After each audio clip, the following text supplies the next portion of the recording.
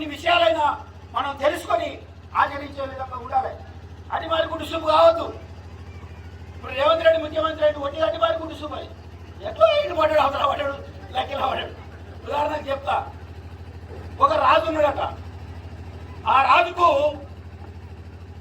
కొన్ని డౌట్లు ఉన్నాయట, అనుమానాలు ఉన్నాయి. ఊళ్ళో మొత్తం డబ్బు కొట్టించాడు రాజ్యంలో. అరే నాకు 3 అనుమానాలు ఉన్నాయి, నా 3 అనుమానాలు ఎవరు చెప్తే వానికి రాజ్యంలో సగం ఇచ్చేస్తా అన్నాడు. రాహుల్ గాంధీ అనుకో రాదు ఇట్లా అన్నాడు. ఏమన్నాడు? నాకు 3 అనుమానాలు ఉన్నాయి, ఈ 3 అనుమానాలు ఎవరు తీరిస్తే వానికి సగం రాజ్యం. చాలా మంది డేట్ పెట్టిన ఫలానా 11వ తారీఖు ఏప్రిల్ 11 సరికొండ గ్రామంలో మీటింగ్ ఉంటుంది. ఆడ 4 ప్రశ్నలు అడుగుతావు, 4 ఎవరైతే చెప్తాడో వానికి రాజ్యం ఇస్తా అన్నాడు. 10వ తారీఖు అవుతుంది, ఎవరు రావట్లేదు. ఎందుకు? వాడు అసలే రాజాయ. మంచి చెప్తే మంచిది, మంచి చెప్పకపోతే తలకాయ నరికేస్తాడు వాడు. ఈ అమ్మ ఈ రాజ్యం లేకపోయా కానీ పోయేది లేదు, తలకాయ కొట్టించుకునేది లేదు. సైలెంట్ ఉండు. పండితులు ఓట్లేరు, రాజులు కింద ఉంటారు కదా, ఇంకా చిన్న చిన్న రాజులు ఓట్లేరు, మంత్రులు ఓట్లేరు, పెద్ద పెద్ద మేధావులు ఓట్లేరు, న్యాయవాదులు ఓట్లేరు, ఎవరు ఓట్లేరు. ఆఖరికి ఒక మనిషి వచ్చింది, మన పెద్ద మనిషి లాగా.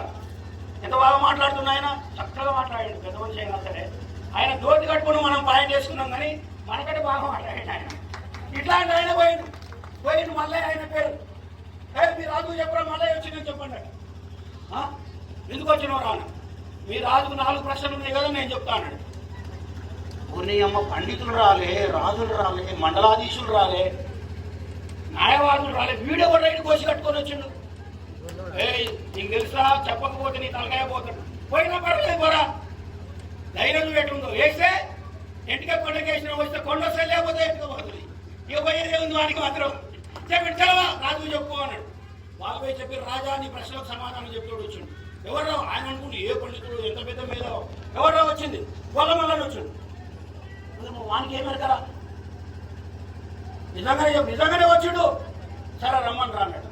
ఇక ఇంటాయి రాహుల్ గాంధీ కూర్చుంటే ఇంటాయి, రేవంత్ రెడ్డి కూర్చుండి అనుకో రాదు. ఈయన గొల్లమల్లని అనుకో, ఈయన రాదు అనుకో.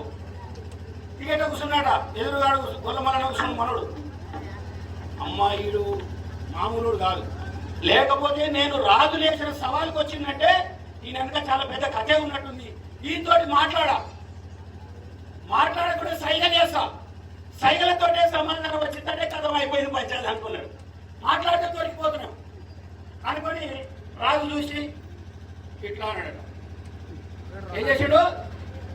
చూపించాడు. ఎదురుగా ఉన్న మల్లన్న కూడా ఇట్లా చూపించినాడు. అబ్బా రైట్ ఆన్సర్, టిక్ మార్క్, పోరా రైట్ అన్నాడు.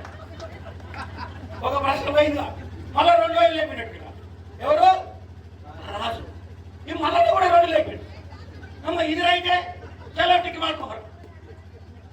రాజు 3 లేపాడు. వీడేం చేసాడు? 3 లేపాడు. మీ అమ్మాయి ఏంద్రా అన్నిటికన్నీ కరెక్ట్ చెప్తున్నాడు, ఇది కూడా కరెక్టే.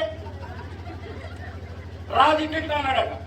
ఆడుగు లేచి ఇట్లా అని కింద కొట్టిగా పోయినాడు. అబ్బా వీడు 4 సమాధానాలు చెప్పిండు రా. 3 అనుకుంటే 4 చెప్పిండు. చాలా వీరికి రాజ్యం ఇవ్వాల్సిందే అన్నాడు.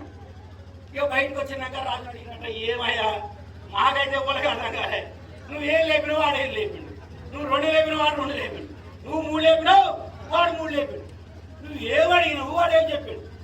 అరే నేను రాజును ఒక్కనే రా అన్నా. అవునయ్య ఒక్కనే అన్నాడు. నా తర్వాత నా భార్య రా అన్నా. అవునయ్య నీ భార్యనే అన్నాడు.